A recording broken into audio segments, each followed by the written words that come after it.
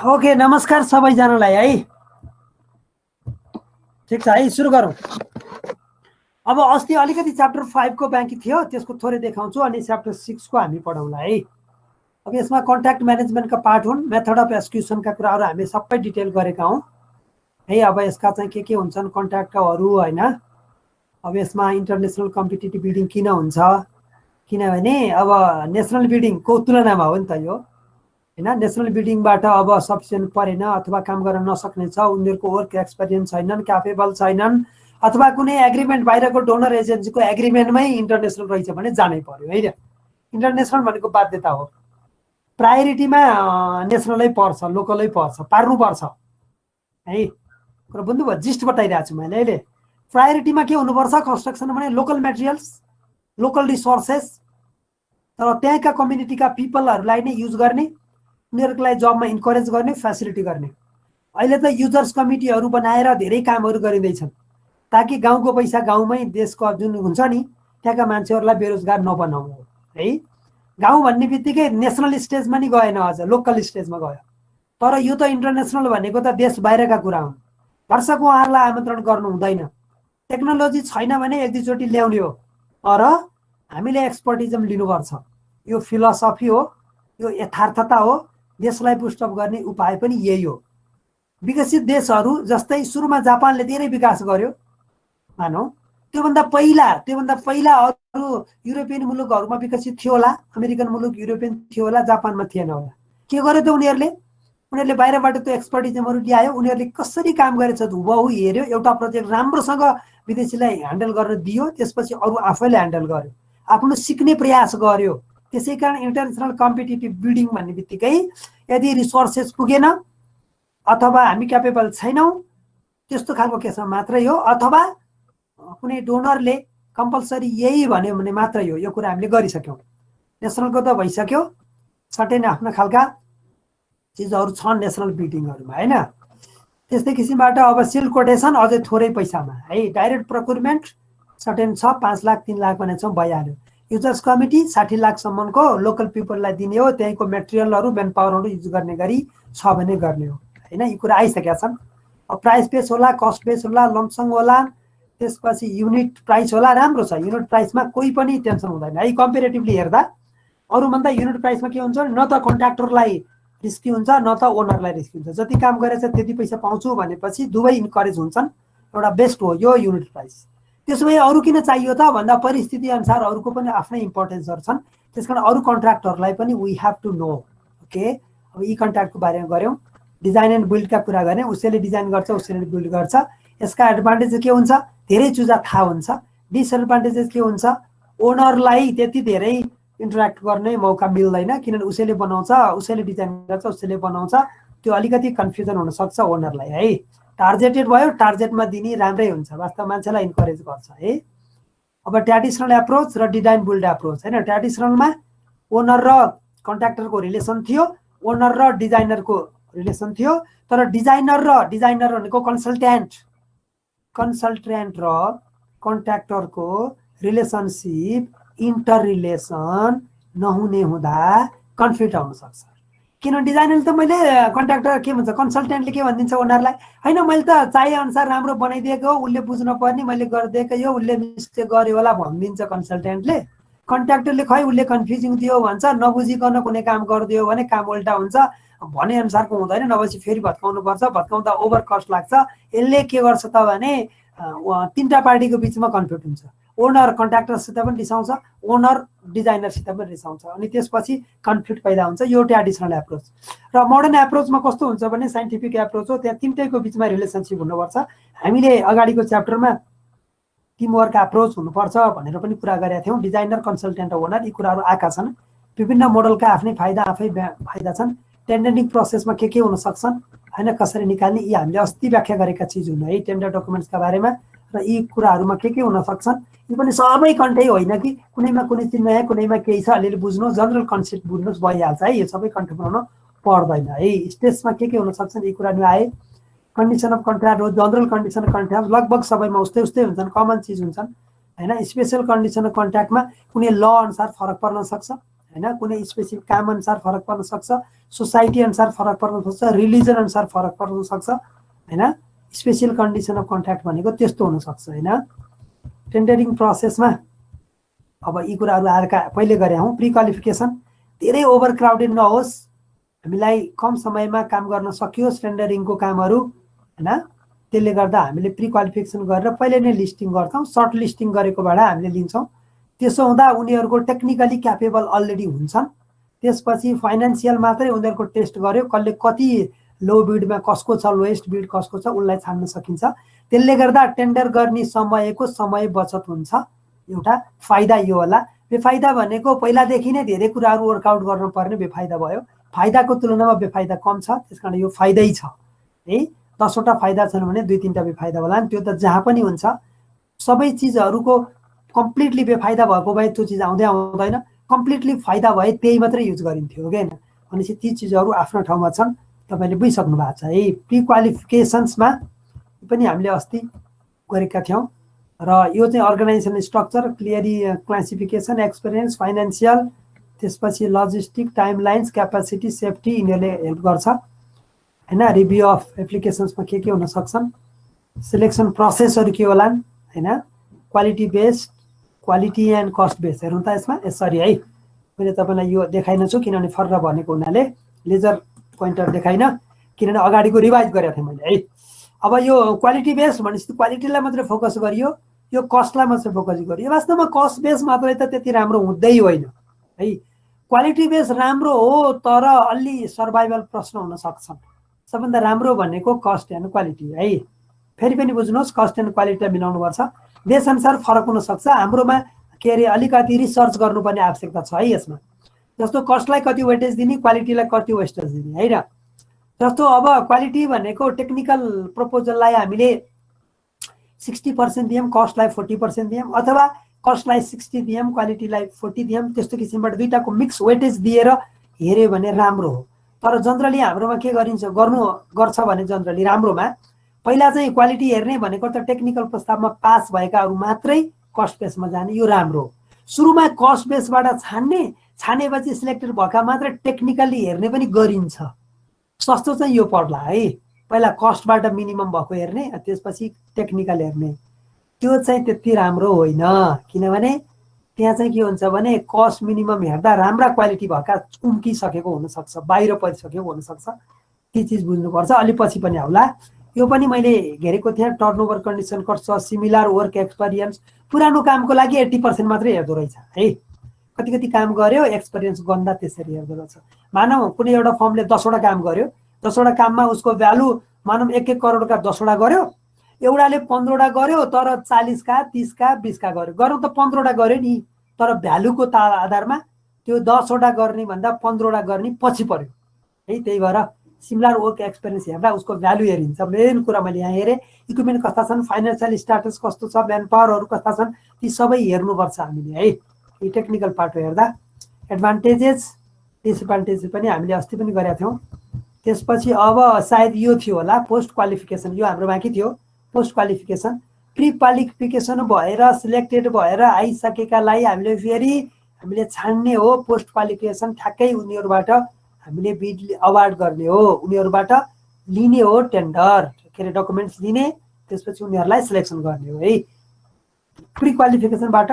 Selected भएकाहरुलाई यहाँ use गरिन्छ है त्यही कुरा यहाँ लेखिएको छ if qualification is done after bidding it is called post qualification हैन सुरुमा नै हामीले सबैको छानेर बिडिङ भइसकेर आयो यो है ओके पोस्ट क्वालिफिकेसन भनेको यो हो प्री क्वालिफिकेसनमा त के हुन्छ भने अब सर्टेन कामको लागि भनेर पहिला नै स्पेसिफाई गरेर ल्याका मध्येबाट अनि बल्ल अब पोस्ट क्वालिफिकेसन हुन्छ अब यहाँनिर कस्तो हुन्छ भने कन्ट्र्याक्टरले सबमिट गर्छ यसमा technical and financial proposal submit गर्छ एकैचोटी पहिला टेक्निकललाई हेरिन्छ हैन टेक्निकल क्वालिफिकेसन अथवा प्रपोजल उयो प्रपोजलबाट क्वालिफिकेसन थाहा हुने त हो नि त्यो हेरिन्छ अनि त्यसपछि तिनीहरुलाई बल्ल तिनीहरुको ओपन गरिन्छ टेक्निकली पास भएकाहरुलाई के गरिन्छ त अनि फाइनान्शियलको लागि फेरि मागिन्छ त्यस्तो प्रक्रिया हुन्छ यसलाई पोस्ट भन्यौ के हामीले है सुरुमा टेक्निकली हेरियो को कस्तो छ जुन pre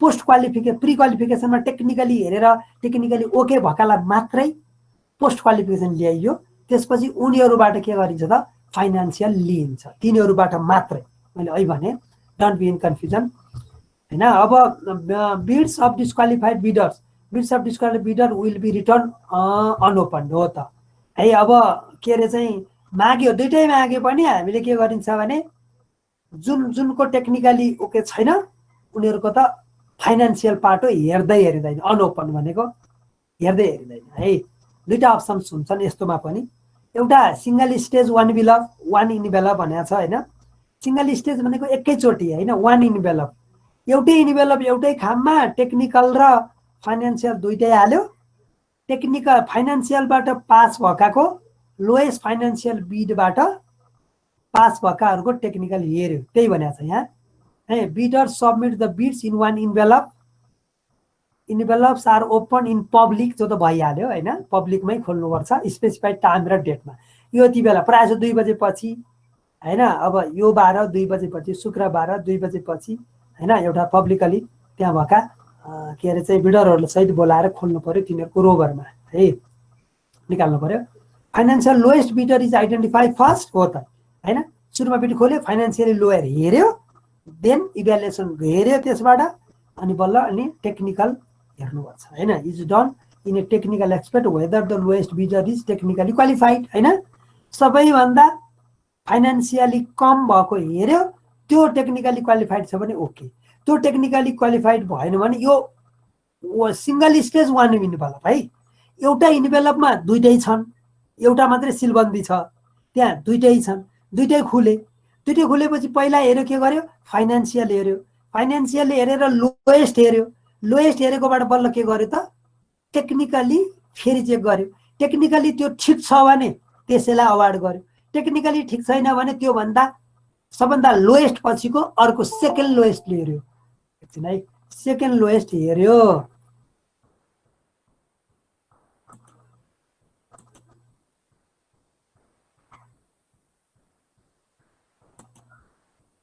okay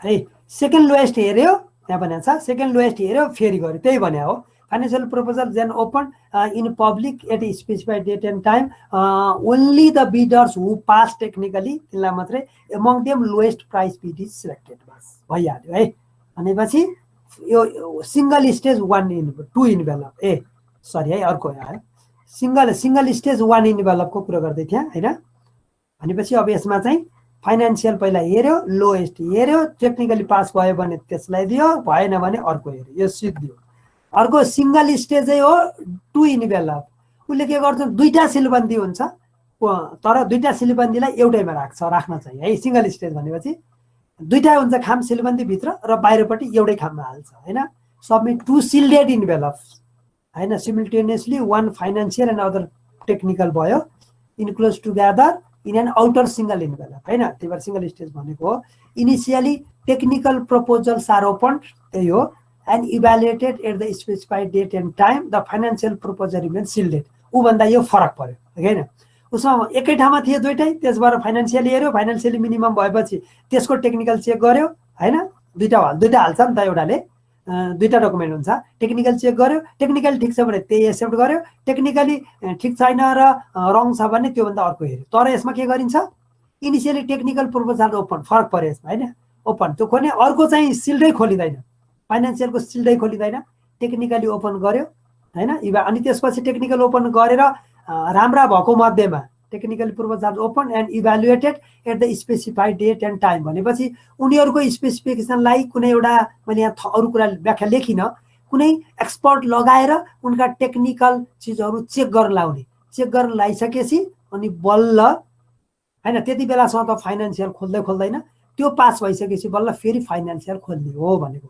financial proposal are then open in public at specified date and time यो त एउटै हो उसमा Reshma for only the bidders who pass technically among them lowest price bid is selected बस है टेक्निकली हेरेर फाइनान्शियल हेरेर त्यसरी सिलेक्ट गरिन्छ भनेको छ हैन सिंगल स्टेज भएन अब सिंगल स्टेज वन envelope single stage two envelope अब त्यसै टू स्टेज टू इन्भेलप भन्दियो भने त के हुन्छ टु स्टेज भनेपछि दुईचोटि नै खोलिन्छ। यहाँ एउटैमा भयो भने मैले यहाँ लेखेको छैन, टु स्टेज हुने बित्तिकै सिलबन्दी खामै दुईटा हुन्छ, एउटा टेक्निकल भनेर लेख्छ, अर्को फाइनेन्सियल भनेर लेख्छ, एउटाको काम सिधाइसकेपछि अर्को हुन्छ। अब यहाँ त के हुन्छ, एकै ठाउँमा हुन्छन्, कुरा उस्तै उस्तै हुन्छ होइन, एकै ठाउँमा हुन्छन्, तर टेक्निकली पास भएकालाई मात्रै फाइनेन्सियल पछि तिनीहरूकोबाट मात्रै कम्पिटिसन गराएर फेरि हेरिन्छ भन्ने कुराहरू यहाँ गऱ्यो भने है। अब लास्ट छ यो टेन्डर इभ्यालुएसन है। अब ती प्रक्रियाबाट आइसकेपछि आएका टेन्डरहरूलाई टेन्डरको इभ्यालुएसन कमिटी हुन्छ, त्यो कमिटीले पहिला फाइनेन्सियल हेऱ्यो, अब प्रक्रिया त पहिला फाइनेन्सियल हेऱ्यो, टेक्निकल हेऱ्यो, टेक्निकल हेरेर फाइनेन्सियल के हो त्यो त अगाडि सिद्धियो हाम्रो होइन। सिद्धिसकेर सिलेक्टेड भइसकेपछि अब टेन्डरलाई हामीले इभ्यालुएसन गरेर उनीहरूलाई बोलाएर अनि एग्रिमेन्ट दिनु पर्यो होइन। उनीहरूलाई के गरिन्छ, डकुमेन्टेसनमा साइन गराउनु पर्यो, त्यही कुरा हो टेन्डर इभ्यालुएसन भनेको। वन्स बिड इज ओपन्ड गरियो that has to be checked against arithmetical corrections है। अर्थमेटिकल करेक्सन भनेको त त्यहाँ भित्रका प्रत्येक वर्ड आइटमहरू अर्थमेटिक लेखेका कुराहरू वर्डमा अक्षरमा फरक परेको नपरेको सबै अर्थमेटिकल इररहरू हेर्नु पर्यो। सुरुमा त डिटेलिङ पढिँदैन नि, त्यो त फाइनल मात्रै हेरिन्थ्यो। अब अर्थमेटिकल करेक्सन्स हेर्ने, सिग्नेचर अफ अथोराइज पर्सन छ कि छैन, छुटफुट केही छ कि, पछि गएर के हुन्छ सिग्नेचर रहन्छ भने पनि त्यो क्यान्सल गर्नुपर्छ है टेन्डर इभ्यालुएसन गर्दाखेरि होइन सिलेक्सनबाट। अब त्यहाँनिर कुनै छानिएर आएकोमा रङ रहेछ भने फेरि अर्कोलाई लिनुपर्ने हुन्छ होइन। अब सिग्नेचर एन्ड अथोराइज पर्सन्स होइन भने मैले सिग्नेचरै गरेको थिइनँ, मलाई किन कसरी दियो त्यो कुराहरू आउन सक्दछन्, मैले यति मैले चाहेकै होइन यो भन्न सक्छ उसले। अथोराइज पर्सन्सको गर्नु पर्यो। बिड सेक्युरिटीको 2-3% कुनैमा 3% हुन्छ, ऊ हेरेर आफ्नो अनुसार भ्यालु अफ द के अरे कन्ट्र्याक्टमा एन्ड इट्स भ्यालिडिटी इटिसी, यो कुराहरू बिड सेक्युरिटीको भ्यालिडिटी पिरियड कहिलेसम्म छ होइन। To find out the lowest responsive bid to award the contract होइन। भनेको मतलब लोएस्ट रेस्पोन्सिभ बिड पत्ता लगाउनलाई यी सबै कुराहरू हामी हेर्नुपर्छ। हेरेपछि लोएस्टकोमा कुनै एउटा आइटममा फेल रहेछ भने त्योभन्दा अर्को सेकेन्ड लोएस्ट, त्योभन्दा माथिल्लो, त्योभन्दा फेरि गडबड अर्कोमा रहेछ भने माथिल्लो जानुपर्छ है। त्यहाँ क्लज खुलाउँदै लेख्नुपर्छ, त्यहाँ यसरी यसमा यति यस्तो मिस्टेक भएको सबै हामी हेर्नुपर्छ। ती डकुमेन्ट सबै राख्नुपर्छ, कहीँ कसैबाट उजुरबाजु हुँदा त्यसलाई हामीले खोलेर हेरेर देखाउन सक्नुपर्छ है। त्यो चाहिँ यी डकुमेन्टहरू चेक गर्ने भनेको बिड ओपन भइसकेपछि है।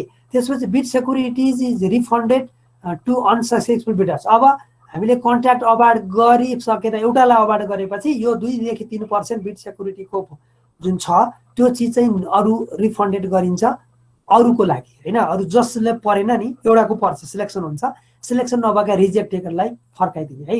If successful bidders fails to carry out the contract this amount is loss. ल फरक है, एउटा सक्सेस भयो, उसलाई हामीले काम लगायौँ, एमओयू गऱ्यौँ, गरिसके पछाडि उसले काम कम्प्लिट गर्न सकेन, काम गर्न सकेन भने त्यो चाहिँ के हुन्छ त लस्ट हुन्छ उसको चाहिँ है।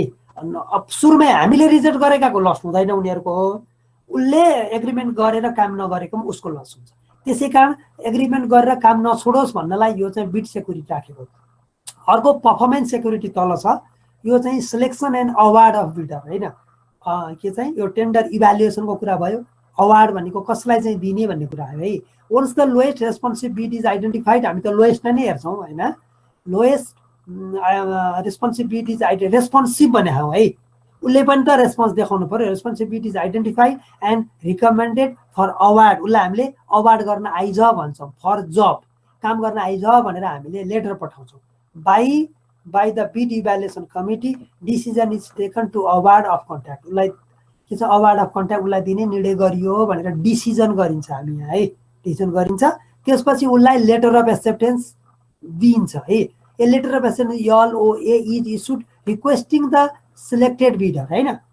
कमिटीले डिसिजन गर्यो अनि लेटर अफ एक्सेप्टेन्स इस्यु गर्यो, चिठी इस्यु गर्यो र to submit the performance security सहित सिग्नेचर गर्न आऊ, कन्ट्र्याक्ट गर्न आऊ भनेर बोलाउने हो। यो लेटर अफ एक्सेप्टेन्स भनेको submit the performance security. Performance security भनेको काम गर्दाखेरिलाई नै देखाउनु पर्यो 5 to 13% भ्यालु अफ कन्ट्र्याक्टको होइन के छ पर्फर्मेन्स सेक्युरिटी सहित ऊ एग्रिमेन्ट गर्न आउनु पर्यो।